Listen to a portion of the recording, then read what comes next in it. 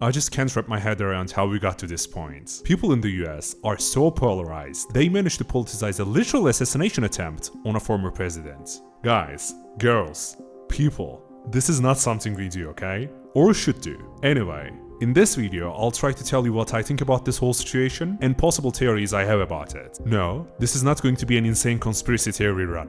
I'm just someone who likes to talk about geopolitics and economy. I do not have an agenda, so it's simply going to be my ideas. First off, I think anyone who has any human compassion left in their heart knows that political violence like this can't lead to any good. If you are completely against everything Trump stands for and his policies, that's fine. You can just go and vote for Joe Biden in the elections. You have that democratic right. But my observation is that the both sides of the political spectrum are just so convinced that their opponent is evil incarnate. When I first saw the news of Trump's shooting on my Twitter timeline, I was extremely shocked. But that feeling quickly turned into disgust, because I saw so many people talking about how it must be a planned attack, and how Trump and his team planned this specifically to get more votes and sympathy. Okay, let's see if I got it right. Even though Trump was the clear favorite to win later this year, he suddenly said to himself, "Oh man, I need to do something of insane proportions to get ahead of Joe Biden, who seems to be having a mental breakdown every single day at this point." Alright. What did Trump decide to do then? Well, at 78 years of age, he surely thought that it would be a very smart idea to get shot. And not shot at his legs, stomach, or shoulders or anything. He probably said, "You guys better shoot me at my ear, and make sure to keep it as close as possible to my brain." Why? It's cause I'm built different like that, I guess. So yeah, I certainly do not think that he planned to get shot and almost die. What a shocker, am I right? Anyway, that's about as long as I'm willing to entertain completely illogical conspiracy theories. The attempt on Donald Trump's life came very close to succeeding. And I really think we should be extremely thankful that we are not living on an alternate timeline where he died.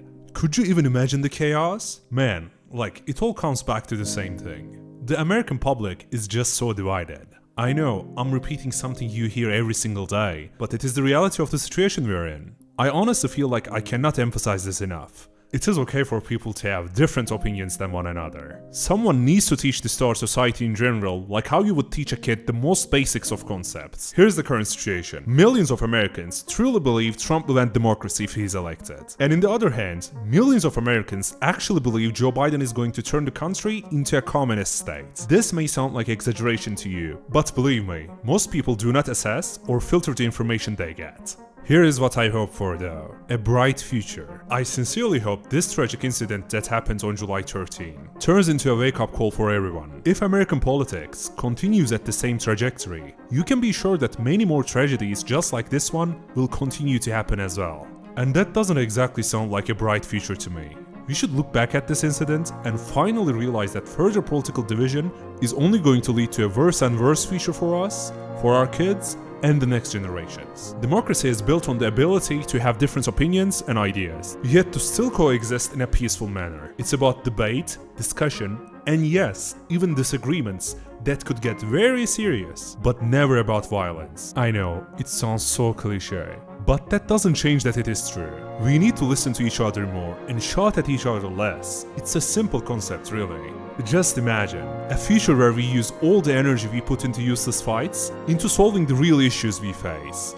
I told you, I'm all about economics and like to think that I look at things from a rational perspective. And in my humble opinion, things like healthcare, education, infrastructure, and our economy in general matter the most. These are the real issues that need fixing. Whoever you may end up voting for, you'll be affected by how all these systems work regardless. So, what can we do to turn the tide on this excessive divisiveness in politics? Especially on a personal level, I say let's start holding the media we follow more accountable. I know you see them fear-mongering and bending the truth to impose whatever ideology they are following.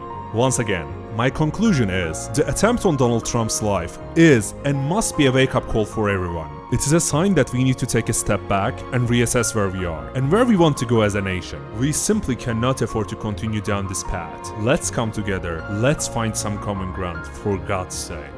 If you are interested in learning about history, economy, and geopolitics, please consider subscribing. If you have any ideas you want to share about this situation, please let everyone know in the comments. I'll be making sure to read each and every one of them. Thank you for your time, and I wish you all the best.